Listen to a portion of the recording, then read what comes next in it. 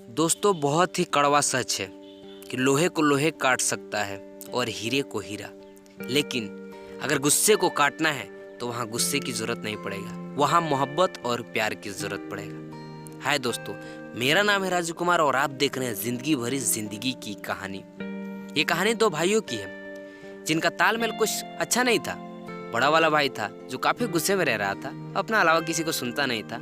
वो समझता था कि मैं बड़ा हूँ, मैं कुछ भी कर सकता हूँ। छोटा वाला भाई तो हर वक्त समझाता था कि नहीं बड़े भैया, ऐसा मत कीजिए, ये मत कीजिए, लेकिन छोटा वाले को कुछ सुनता नहीं था। बड़ा वाला थोड़ा गुस्से वाला भी था, गर्म दिमाग का था, छोटी मोटी बातों पे वो हर वक्त गुस्सा आ जाता था। किसी का वो मानता नहीं था, वो अपने अलावा किसी को कुछ सुनता नहीं था। छोटा वाला भाई हर वक्त समझाता था कि भैया गुस्से में रहने से ठीक नहीं रहता है, आप प्यार से रहना सीखिए, आपको ज़िंदगी का पता चलेगा, हर चीज़ से मोहब्बत करना सीखिए, चीज़ को चीज़ समझिए, आपको एहसास हो जाएगा। वो कुछ नहीं सुनता था, अपने अलावा किसी को कुछ मानता भी नहीं था। एक दिन का बात है, दोनों का प्लेट लगा था खाना खाने के लिए।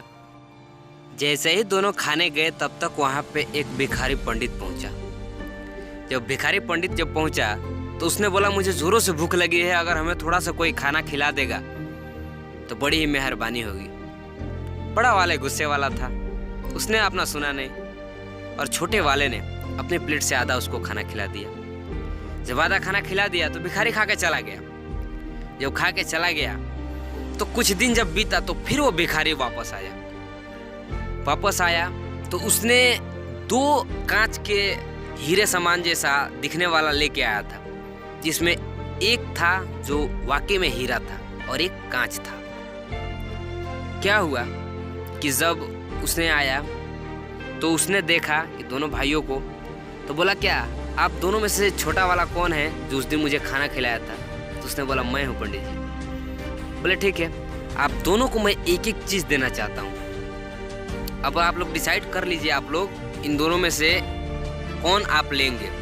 और एक बात आप लोग ध्यान रख लीजिए, ये दोनों में से एक समान दिखता तो है, लेकिन इसमें से एक हीरा है और एक कांच है।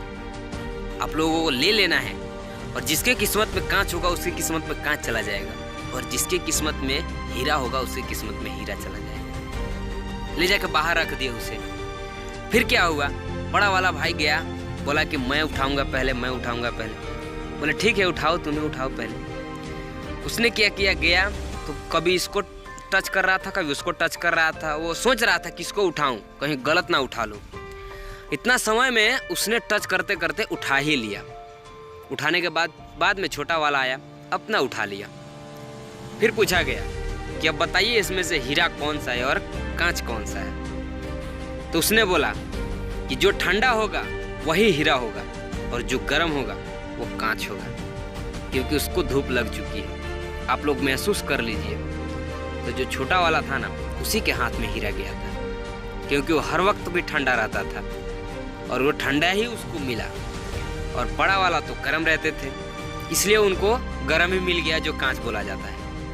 दोस्तों, लाइफ में यही होता है कि हम कभी भी कोई चीज़ को गर्म से ही इस्तेमाल कर लेते हैं, लेकिन ठंडा ही ऐसा चीज़ है ना जो हीरा को पहचान कराती है। अगर आपको हीरा बनना है तो आप ठंडा रहना सीखिए, किसी से ठंडे से बात करना, कोई काम ठंडे दिमाग से करना, कोई लड़ाई झगड़ा भी हो तो वहाँ ठंडे दिमाग से सोच समझ के कोई चीज़ करना, शब्द भी निकालना तो सोच समझ के और ठंडे शब्द निकालना, क्योंकि सामने वाले को बुरा ना लग जाए। तो यही है ज़िंदगी की कहानी जो आपकी और हमारी ज़िंदगी पर डिपेंड करती है। दोस्तों, आपको भी हीरा बनना है तो आप ठंडे रहना सीखिए।